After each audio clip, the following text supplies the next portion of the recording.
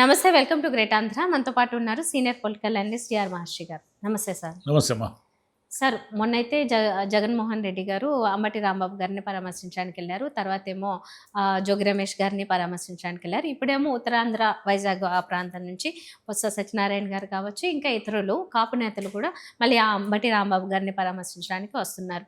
So ఒకరి తర్వాత ఒకరు ఈ పరామర్శలు ఇవన్నీ జరుగుతున్నాయి. అది పక్కన పెడితే నిన్న జగన్ గారు ఒకటి చూపించారు, ఒక ప్రూఫ్ చూపిస్తూ ఒక సర్కిల్లో సిఐ డిఎస్పీ వీళ్ళు మాట్లాడుకుని వాళ్ళ ఆధ్వర్యంలోనే ఈ దాడులు జరిగాయి అన్నట్లు ఆయన ఆరోపణలు కనబడుతున్నాయి.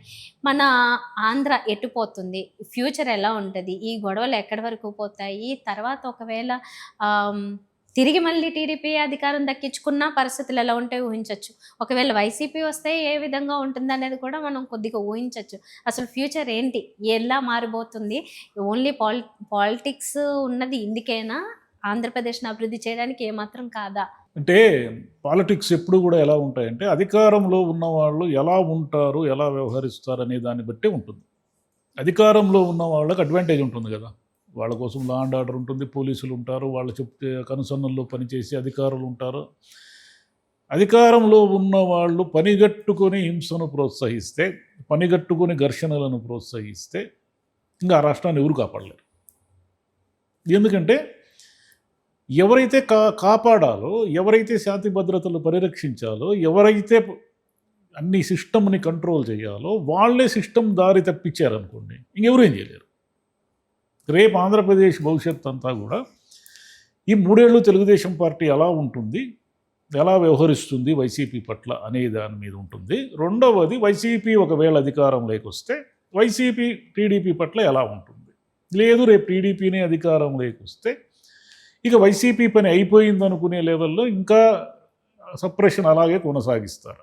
ఇవి కదా ఏమైనా క్వశ్చన్స్. కానీ ఏదో ఒక దశలో అడ్డుకట్ట వేయగల శక్తి అధికారంలో ఉన్న వాళ్ళకే ఉంటుంది, ప్రతిపక్షంలో ఉన్న వాళ్ళకు ఉండదు. ప్రతిపక్షంలో ఉన్న వాళ్ళు పోయి దాడులు చేయలేరు కదా, ప్రాక్టికల్గా కష్టం అది. ఎందుకంటే వాళ్ళకి భయం ఉంటుంది, పోలీసులు వాళ్ళని అడ్డుకుంటారు, కేసులు ఉంటాయి. ఇప్పుడు అంబటి రాంబాబు గారు దుర్భాషలు ఆడారని ఆయన మీద కేసు పెట్టారు, ఇప్పుడు ఆయన రిమాండ్లో ఉన్నారు. ఓకే, మరి అంబటి రాంబాబు గారి ఇంటి మీద కొన్ని గంటల పాటు దాడి చేసిన వాళ్ళు, జోగి రమేష్ గారి ఇంటి మీద కొన్ని గంటల పాటు పెట్రోల్ బాంబులు అవి ఇవి విసిరిన వాళ్ళ మీద ఏం చర్య తీసుకున్నారు? నిన్న జగన్ గారు అడిగిన క్వశ్చన్ కూడా అదే. స్టేషన్ బెయిల్ ఇచ్చి పంపించారు. ఆయన ఫోటోలు కూడా చూపిస్తున్నాడు. అయ్యా ఎవరు దాడి చేశారో వాళ్ళు పోలీసులతో కలిసి మాట్లాడుతున్నారంటే కలిసికట్టుగానే, అంటే పోలీసుల సహకారము లేదా పోలీసుల మద్దతు లేదా పోలీసులు చూసి చూడనట్టు ఊరుకుండడం వల్లే ఇది జరిగింది అన్నట్టుగా ఆయన ప్రూఫ్స్ చూపించారు.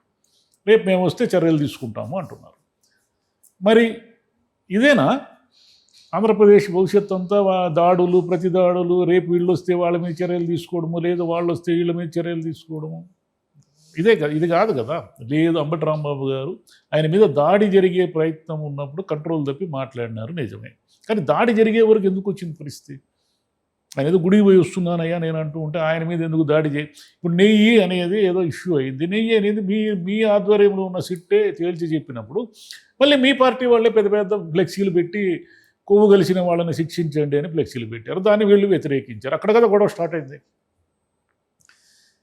ఇలాగే కొనసాగితే ఇంకా మన రాష్ట్రం, ఆంధ్రప్రదేశ్ రాష్ట్రం అభివృద్ధి మాట మర్చిపోయి ఇంకా విధ్వంసము ఈ గోల్లోనే నడిచిపోతుంది. అది కంట్రోల్ చేయాల్సింది ఎప్పుడు కూడా అధికారంలో ఉన్న వాళ్ళే కళ్ళు తెరిచి కంట్రోల్ చేయాలి. లేదు మేము అధికారంలో ఉన్నాము కదా, ప్రతిపక్షాన్ని ఫినిష్ చేసేద్దాము ఇదే అదను అనుకుని వాళ్ళు వ్యవహరిస్తే ఖచ్చితంగా అది ప్రతిపక్షానికి అడ్వాంటేజ్ అవుతుంది. రేపు 29 ఎన్నికల గురించి ఒక్కసారి ఊరికే మాట్లాడుకుందాం, మనం జోష్యం ఏం చెప్పము. కానీ 29 ఎన్నికల్లో ఎవరు అధికారంలోకి వస్తారు, ఎవరు రారు అనే మాట మనము చెప్పలేకపోయినా, జోష్యం చెప్పలేకపోయినా ఒక విషయం మాత్రం స్పష్టంగా చెప్పవచ్చు. వైసీపీ సంఖ్యాబలము విపరీతంగా పెరుగుతుంది. అధికారంలోకి వైసీపీ వస్తుందా రాదా అనే మాట మనం అవన్నీ చెప్పలేం. కానీ వైసీపీ ఈరోజు ఉన్న 11 సీట్ల నుంచి కనీసం 3 4 5 వెళ్ళి అంత సంఖ్యాబలాన్ని పెంచుకునే దిశగా యాజ్ ఆన్ టుడే ఉంది. అది ఎందుకు ఉంది? నిజానికి 11 సీట్లకు పరిమితం అయింది. మీరు బ్రహ్మాండంగా పరిపాలిస్తూ ఉంటే అది రేపు 5 సీట్లకే పరిమితం కావాలి కదా. 11 నుంచి 5 పడిపోవాలి. ఇంకా ప్రతిపక్ష హోదా కూడా అడగలేనటువంటి స్థితికి రావాలి. కానీ ఈరోజు ఎవరైనా సరే పార్టీలతో సంబంధం లేకుండా రాజకీయాలని పరిశీలిస్తున్న వాళ్ళు ఎవరినైనా అడగండి మీరు, ఈరోజు యాజ్ ఆన్ టుడే ఎన్నికలు జరిపితే కనీసం 30 నుంచి 40 సీట్లలో తెలుగుదేశం ఎమ్మెల్యేలు ఓడిపోతారు. అంత వ్యతిరేకత మూటగట్టుకున్నారు వాళ్ళు. ఏది 1.5 సంవత్సరానికి. వైసీపీ సునాయాసంగా కళ్ళు మూసుకున్నా కూడా తన సంఖ్యాబలాన్ని 4-5 రెట్లు పెంచుకునే దిశగా ఈరోజు ఉంది. ఎందుకుంది? వైసీపీ ఏమి అద్భుతాలు చేసిందని 1.5 ఇయర్గా దానికి బలం పెరిగింది. మీకే తెలుస్తూ ఉంది కదా, ఆయన ఎక్కడ పోతే అక్కడ జనం వస్తే ఓట్లు వేస్తారా అని కూడా అంటారు. ఓట్లు వేయచ్చు, వేయకపోవచ్చు, కానీ వైసీపీ బలం పుంజుకుంటా ఉంది అనే విషయము మామూలుగా చూసే వాళ్ళకు కూడా అర్థమవుతుంది. ఈ పరిస్థితి ఎందుకు తెచ్చుకున్నారు మీరు? 164 సీట్లలో గెలిచి ఈ పరిస్థితి ఎందుకు తెచ్చుకున్నారు మీరు? నిన్న జగన్ గారి మీటింగ్ అంతా ఆయన ఏం మాట్లాడినాడు? అంబటి రాంబాబు గారి మీద, జోగి రమేష్ గారి మీద కుట్రపూరితంగా దాడి జరిగింది. జోగి రమేష్ గారి తండ్రి మీద ఒక రకంగా హత్యాయత్నం జరిగింది. ఆయన నడవలేని స్థితిలో ఉన్నాడు. ఆ బాంబులు అవన్నీ యాసిడ్ బాంబులు వీటి వల్ల ఇంకా ఏదైనా జరగరాని జరిగి ఉంటే ఆయన చనిపోయి ఉండేవాడు. మరి ఇది హత్య కాదా, హత్యానేరం కాదా? మేము సుప్రీంకోర్టుకి వెళ్తాము, మానవ హక్కుల కమిషన్కి వెళ్తాము. వెళ్తారు వాళ్ళు. ఆల్రెడీ మానవ హక్కుల కమిషన్కి ఏదో విజ్ఞప్తి పత్రం ఏదో ఇచ్చినట్టున్నారు. ఇంకా కాపు నాయకులంతా కన్సాలిడేషన్ ఒకటి జరుగుతూ ఉంది. వీళ్ళు ఒప్పుకున్నా ఒప్పుకోకపోయినా వాస్తవం ఏమిటంటే కాపులంతా కూడా ఈరోజు పవన్ కళ్యాణ్ వైపు లేరు. ఎందుకు లేరు అంటే వాళ్ళు ఎక్స్పెక్ట్ చేసింది ఒకటి, జరుగుతున్నది ఒకటి. వాళ్ళు ఏం ఎక్స్పెక్ట్ చేశారు? మన సెల్ఫ్ రెస్పెక్ట్ను మనం కాపాడుకునే దిశగా కాపులకు ఒక ప్రత్యేకమైన గుర్తింపు రాజకీయాల్లో వచ్చే దిశగా, ఒక మార్పు దిశగా పవన్ కళ్యాణ్ ప్రయత్నిస్తాడని వాళ్ళు ఆశపడ్డారు. కానీ పవన్ కళ్యాణ్ గారు తనకు అధికారం వచ్చిన వెంటనే ఆయన ఏం చేశాడు? ఏమీ చేయలేదు. వాళ్ళ అన్నగారికి ఒక ఎమ్మెల్సీ పదవి ఇప్పించుకున్నాడు, రేపు మంత్రి పదవి ఇప్పిస్తాడు, తన వాళ్ళకి ఏదో కొన్ని పదవులు ఇప్పించుకున్నాడు. అంతకు మించి కాపుల కోసం ఆయన చేసిన ప్రత్యేకమైనది ఏమీ లేదు. కాబట్టి సహజంగానే వాళ్ళ అసహనం, అసంతృప్తి ఉంది.